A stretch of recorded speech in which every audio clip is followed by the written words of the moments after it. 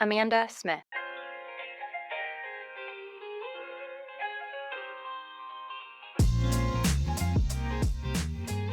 Trying to create content that resonates with customers in a really crowded market, we know is not easy. But Jeff Chase has been doing that at Vitally. As the director of brand and product marketing, he's really combined his background in community management and product marketing to bring a truly human touch to the content he creates. He doesn't just push features, he really focuses on telling customer stories through those interactive product tours that showcase real use cases and give clients the chance to see themselves in the product. So, I gave him a call and really wanted to learn from him how he's making content more intelligent and engaging for buyers. And how does he balance storytelling with the need to actually sell their product? So, with that, here's what he said. Your call has been forwarded to an automatic voice message system. At the tone, please record your message. Hey Amanda, thanks for calling. And really interesting question you asked there. Smarter content's definitely something that I'm always interested in. I think that any way that you can stand your content out and really resonate it with who your audience is really going to make you stronger in your buying cycles for your customers, whether that's in consumer, business, whatever it may be. One of the ways that I've really thought about trying to make my content smarter is how do I connect it back to the personas? And part of this comes from my days in community management where I was really spending a lot of time facing customers.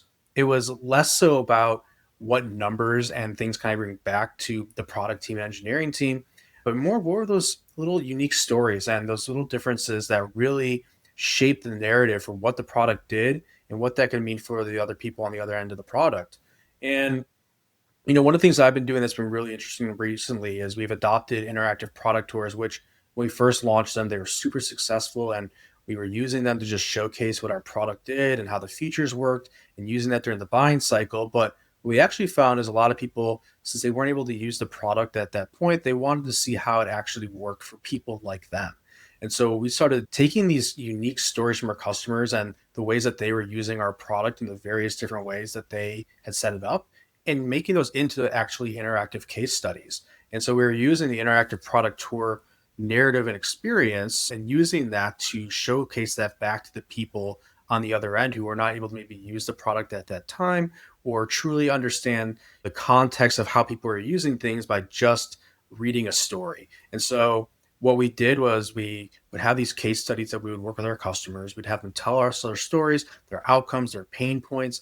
We would write that out. And then on top of that, we would provide an interactive case study of their actual tour inside their product and how they set it up and why they did the things they did and provide that contextual narrative to what they're actually trying to accomplish. And what we've seen is like that really resonates with our buyers because at the end of the day, when you're making a buying decision, you want it to feel like you're buying it from someone who is having similar pain points that have had success because that's the risk that they're kind of taking is like, can I have the outcomes I need to achieve? And hearing it from people just like them allows them to be super successful. So we've been super excited about that. And that's the way that I think that, really getting smart with the content where you're not trying to just be very generic or too specific, but you're really able to tell these like really unique narratives that resonate with who your audience is will really make that big difference.